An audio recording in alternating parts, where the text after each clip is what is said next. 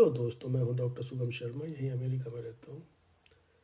और ये जब 10-11 दिन से वॉर चल रहा है, कल मैं देख रहा था कि जो इंडिया के फॉरेन मिनिस्टर हैं डॉक्टर जयशंकर, उन्होंने कोई अपना स्टैंड क्लियर किया स्पीच देते हुए उसमें पार्लियामेंट में, दोनों हाउसेज में। तो ये चीज़ वो कहे थे कि हमने यहाँ 2 या 3 जो जो ईरानियन शिप्स हैं उनको डॉक किया हुआ है यहाँ, कुछ लेट फरवरी से।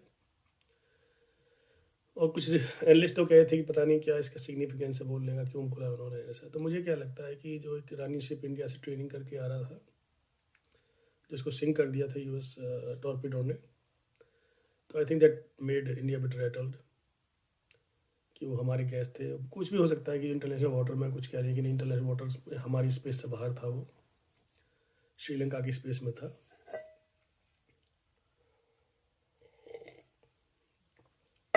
लेकिन मुझे लगता है कि शायद India took it not easy.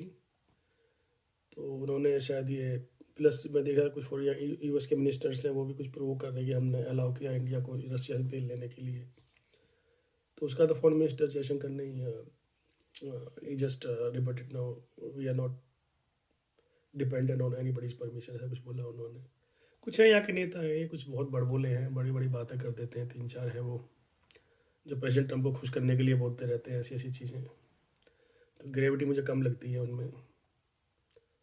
और उन्हें क्यों अपना, they have to keep their job safe. तो कभी कभी बोल जाते हैं, इतनी बड़ी बात है, बड़बोले नेता हैं तो सच्चाई नहीं होती काफ़ी कुछ चीज़ों में। तो आप सब चीज़ों को सीरियसली नहीं लेना चाहिए। जो मेरी इंडियन फ्रेंड्स हैं उनको बोलना चाहूँगा, जो प्रेसिडेंट ट्रम्प बोलते हैं उनकी बात को सीरियसली लें। उसके अलावा जो जो छोटे भैया नेता हैं जो आसपास लगे रहते हैं चाटुका टाइप, उनको सीरियसली ना लिया करें।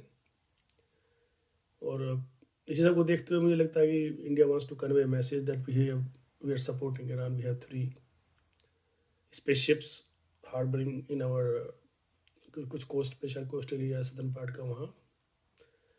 सो basically they want to give a message we are standing.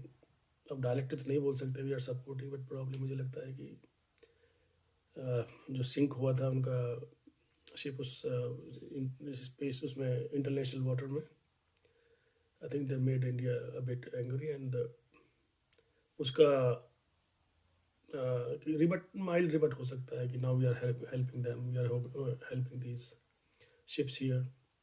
तो और ज़्यादा सिग्निफिकेंस मुझे भी कुछ नहीं लगा, लेकिन I think this is the point they want to convey that we are independent, we have independent policies and we don't take dictates from everybody.